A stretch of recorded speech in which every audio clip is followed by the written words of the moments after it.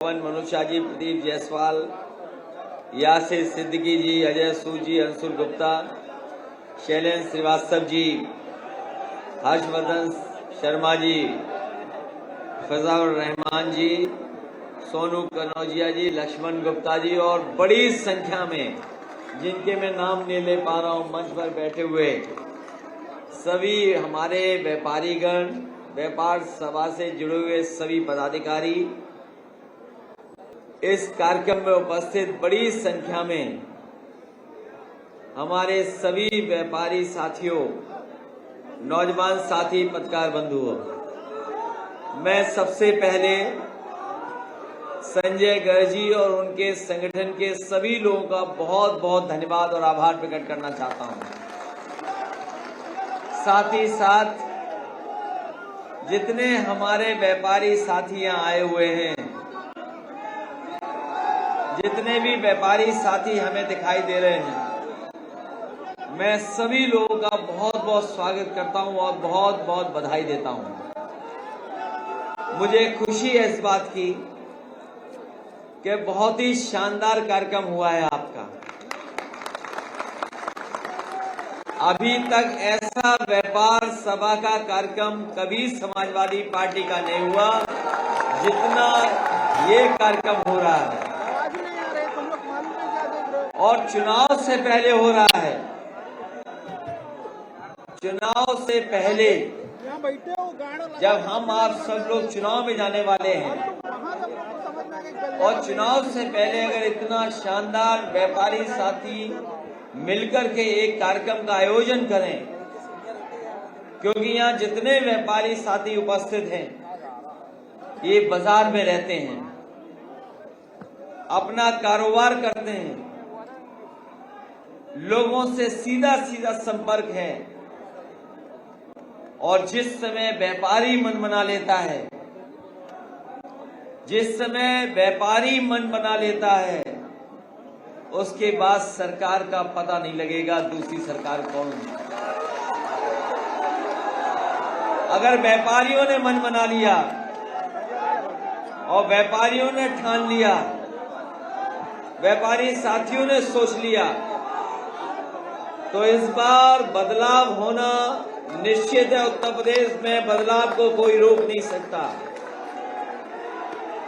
मैं लगातार कार्यक्रमों में जा रहा हूं। अरे भाई रुक जाओ भाई,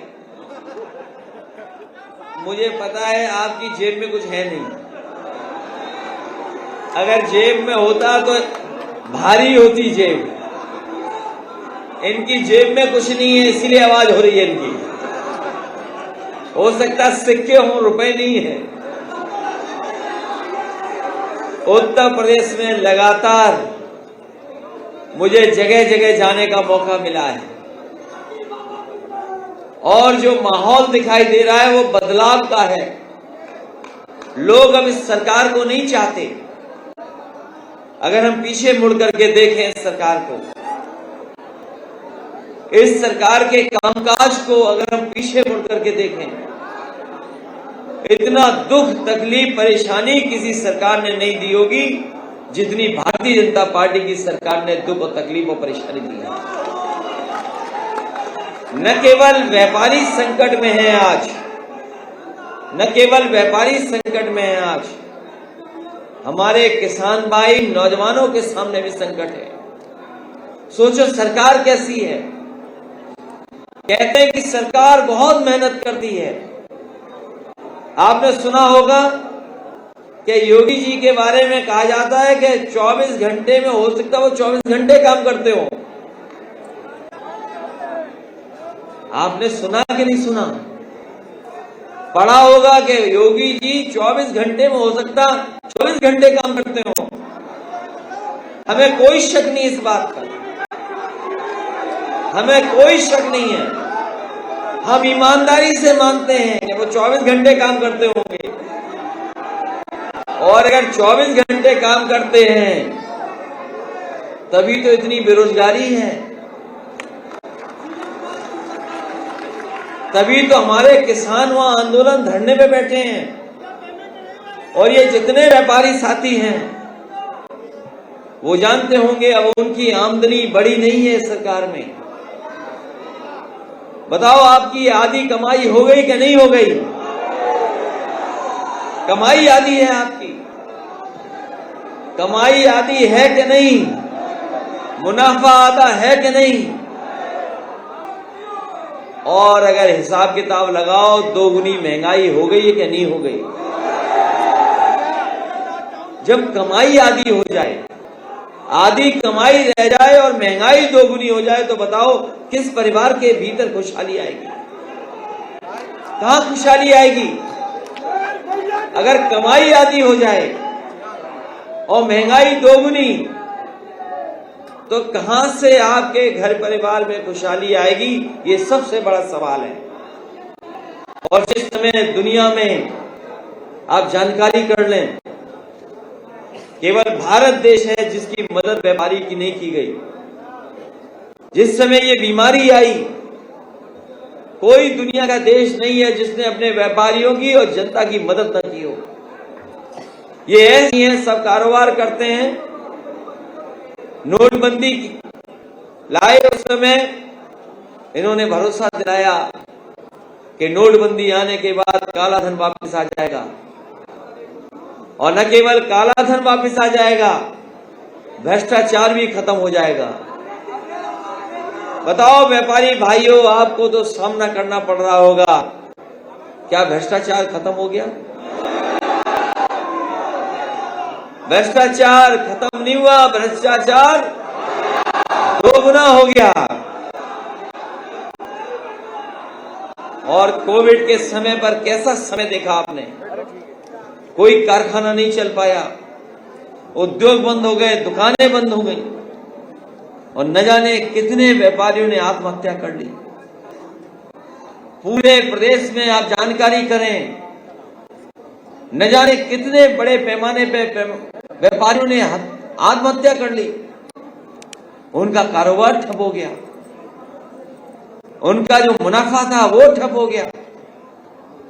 ऐसी स्थिति में पहुंचा दिया जहां वो कारोबार नहीं कर पाया। पहले तो नोटबंदी, फिर ये बीमारी आ गई, व्यापार पूरी तरीके से चौपट हो गया, व्यापारी ने आत्महत्या कर ली। जिस देश का किसान को अगर पैदावार की कीमत नहीं मिलेगी और जिस देश का व्यापार खत्म हो जाएगा, सोचो देश कहां जाएगा? ये कहीं ना कहीं तालमेल है खेती से, किसान से, व्यापारी से। अर्थव्यवस्था वही चलती है, अर्थव्यवस्था वही मजबूत बनती है जहां पर किसान मेहनत करे, उसको लाभकारी मूल्य मिले, और उसके बाद व्यापार अपने आप चलने लगता, उसको कोई रोक नहीं सकता व्यापार को। जो सबसे बड़ी कड़ी है किसान और व्यापारी, उस दोनों कड़ी को अगर किसी ने तोड़ा है तो ये भारतीय जनता पार्टी ने। कहने को तो व्यापारियों की पार्टी है, जैसा कि भाषण में मैंने संजय गर्ग जी से सुना कि वो कहते हैं कि वो व्यापारियों की पार्टी है। अब तो व्यापारी समझ गए होंगे किसकी पार्टी है। वो आवाज कहीं से आ रही थी, जो आवाज आ रही थी, व्यापारी साथियों आपकी पार्टी नहीं है। और व्यापारियों की पार्टी अगर होती तो व्यापार खत्म करती क्या ये पार्टी? आज कारोबार नहीं चल पा रहा किसी का, और जो लॉकडाउन में एक बार बंद हुआ दोबारा शुरू नहीं कर पाया अपना कारोबार, चाहे वो स्मॉल स्केल इंडस्ट्री हो, चाहे और इंडस्ट्री हो, जो एक बार बंद हो गई वो नहीं चल पाई दोबारा। जिनका कारोबार डूब गया दोबारा नहीं चला पाए,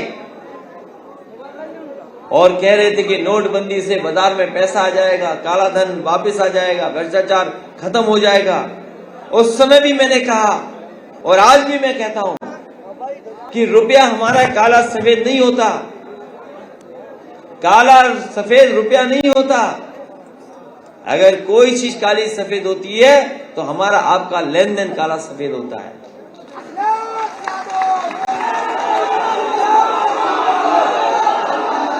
हमारा आपका लेन देन काला सफेद होता है। और बीजेपी के लोग कह रहे हैं कि रुपया काला सफेद है। बीजेपी के लोग कहते थे रुपया काला सफेद है। हम लोगों ने उस समय भी समझाया और आज भी कह रहा हूं मैं कि रुपया हमारा काला सफेद है, नहीं है। हमारा आपका लेन देन काला सफेद है। और इसलिए जिस तरह के फैसले लिए गए सरकार में, इस देश का कारोबार खत्म करने के लिए फैसले लिए गए। हर चीज बेची जा रही है। कुछ लोगों के हाथ में सब कुछ आ जाएगा।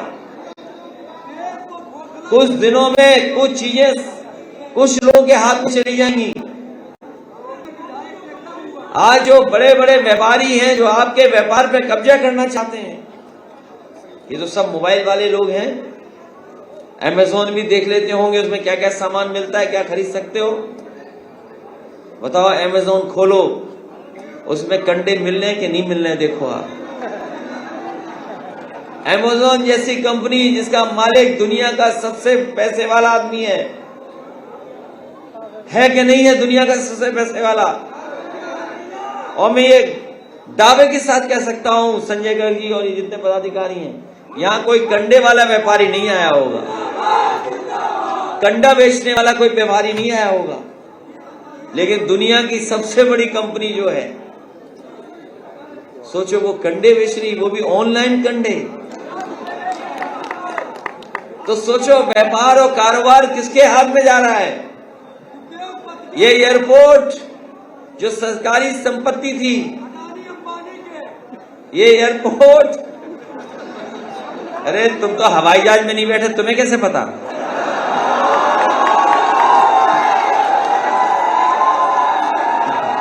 ये तो हवाई जहाज में भी नहीं बैठा।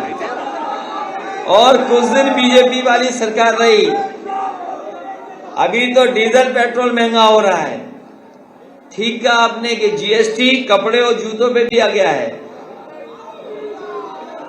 कपड़े और जूते में वो लगता है जूतों पे इसलिए बढ़ाया गया जीएसटी क्योंकि हवाई चप्पल वाले ही हवाई जहाज में जाएंगे। और सोचो कपड़े, जूते और डीजल और पेट्रोल कहां पहुंच गया। आपको मुनाफा नहीं मिला, मुनाफा आपके हाथ में नहीं आ रहा। क्या मुनाफा आपके हाथ में आ रहा है डीजल पेट्रोल का? मुनाफा आपके हाथ में नहीं है, मुनाफा किसी और के हाथ में है। और जो लोग ट्रांसपोर्ट का कारोबार करते होंगे वो जानते होंगे उनका कारोबार पूरी तरीके से ठप हो गया है। कारोबार नहीं बचा ट्रांसपोर्ट का। और जितनी भी महंगाई आज है, जितनी भी महंगाई है वो आज डीजल पेट्रोल के कारण है और भारतीय जनता पार्टी की गलत नीतियों के कारण है। कहने को तो भारत को कह रहे हैं हम विश्व गुरु बनाएंगे, भारत विश्व गुरु बन जाएगा। गुरु पिट रहे हैं, छात्र पिट रहे हैं और ठोको राज में कोई सुरक्षित नहीं है, कब किसकी जान ले ली जाए। ये ठोको राज में किसी को नहीं पता किसको ठोकना है। न जाने कितने लोगों की जान चली गई।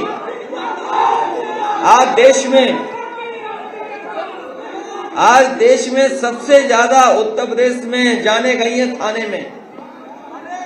कस्टोडियल डेथ अगर कहीं सबसे ज्यादा हुई है तो उत्तर प्रदेश में कस्टोडियल डेथ है सबसे ज्यादा। नेशनल ह्यूमन राइट कमीशन ने सबसे ज्यादा नोटिस अगर कहीं दिए तो उत्तर प्रदेश को दिए हैं। और सबसे ज्यादा लूट और हत्या भी व्यापारियों की हुई है। इतनी पूरे देश में कहीं नहीं हुई जितनी उत्तर प्रदेश में हो गई। मुझे याद है सरकार इनकी बनी बनी थी, पूरी दुकान लूट ली गई उनकी। बताओ, प्रदीप जायसवाल जानते होंगे, सरकार बनते ही बनते प्रधानमंत्री जी के क्षेत्र में एक सुनार की दुकान लूटी गई। आज तक नहीं पता लगा कहां लूटी गई, किसने लूटी, आज तक नहीं पता लगा। और इसी तरह गाजियाबाद में बैंक की लॉकर काट करके चोर पूरा सामान लेके चले गए, आज तक नहीं पता लगा कहां कौन ले गया। न जाने कितने सुनारों की हत्या हुई है, कितने व्यापारियों की हत्या हुई है। अगर ये आंकड़े सही बता दें तो बड़े पैमाने पर व्यापारियों ने आत्महत्या की है और कुछ लोगों की हत्या की गई है। ये है उत्तर प्रदेश। और अगर मुख्यमंत्री जी से कोई सुरक्षा मांगने आए व्यापारी तो वो भी जिंदा नहीं बचा। आप पता कर लेना, प्रतापगढ़ का व्यापारी यहाँ आए थे, मुख्यमंत्री जी से मिले थे और कह के गए कि हमें सुरक्षा की जरूरत है। उन्हें सुरक्षा नहीं दी गई, प्रतापगढ़ वापस पहुंचे, हत्यारों ने उनकी हत्या कर दी। ये है उत्तर प्रदेश। और जो व्यवस्था अच्छी बनाई थी पुलिस के लिए 100 नंबर, जिस तरीके से न्यूयॉर्क में पुलिस की व्यवस्था है, अमेरिका में वैसी व्यवस्था बनाई 100 नंबर यहाँ पर कि कोई अगर फोन करे और जरूरत पड़े तो वहां से पुलिस आ जाए और मदद के लिए पहुंच जाए। लेकिन 100 की 112 कर दी, वो व्यवस्था भी कबाड़ा हो गई, कबाड़ा हो गई व्यवस्था, ये कबाड़ा कर ली व्यवस्था। वो रुक जाओ, थोड़ा आराम कर लो, थोड़ा सा आराम कर लो, थोड़ा सा आराम कर लो। कहां से कौन सा व्यापार सभा किस जिले के हैं, किस जिले के हैं?